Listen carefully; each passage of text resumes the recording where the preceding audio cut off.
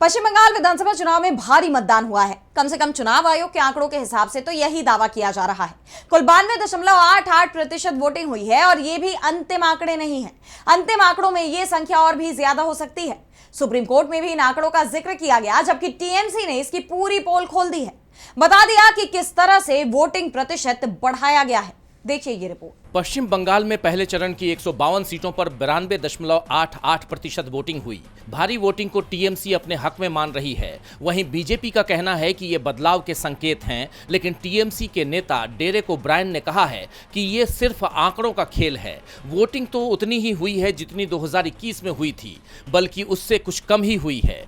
उन्होंने वोटिंग के आंकड़े को साझा करते हुए कहा, पहले चरण के बारे में भाजपा के दुष्प्रचार को बेनकाब करने वाले ठोस आंकड़े यहाँ दिए गए हैं। 2026 में डाले गए कुल आंकड़ों की संख्या 2021 की तुलना में कम हो गई है। सबसे पहले आइए 2021 के चुनावों के आंकड़ों पर एक नजर डालें। कुल मतदाता 3,67,00,000, मतदान प्रतिशत 84, कुल डाले गए वोट 3,10,00,000। अब एसआईआर के बाद 2026 में कुल मतदाता 3,33,00,000 और 2026 में पहले चरण के मतदान के आंकड़े इस प्रकार हैं। कुल मतदाता 3,33,00,000, मतदान का प्रतिशत 92.80, कुल डाले गए वोट 3,09,00,000। इसका मतलब है कि 2021 की तुलना में 2026 में अधिक मतदान होने के बावजूद कुल डाले गए वोटों की संख्या हकीकत में कम हो गई है। 2021 में कुल 3,10,00,000 वोट डाले गए थे, 2026 में कुल 3,09,00,000 वोट डाले गए। इसलिए 2021 की तुलना में 2026 में डाले गए कुल वोटों में वास्तव में 83,674 वोटों की कमी आई है।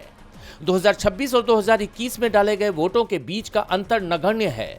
2021 के 83.98% की तुलना में 2026 में 92.70 का अधिक मतदान प्रतिशत पूरी तरह से एसआईआर के बाद मतदाताओं की कुल संख्या में कमी के कारण है।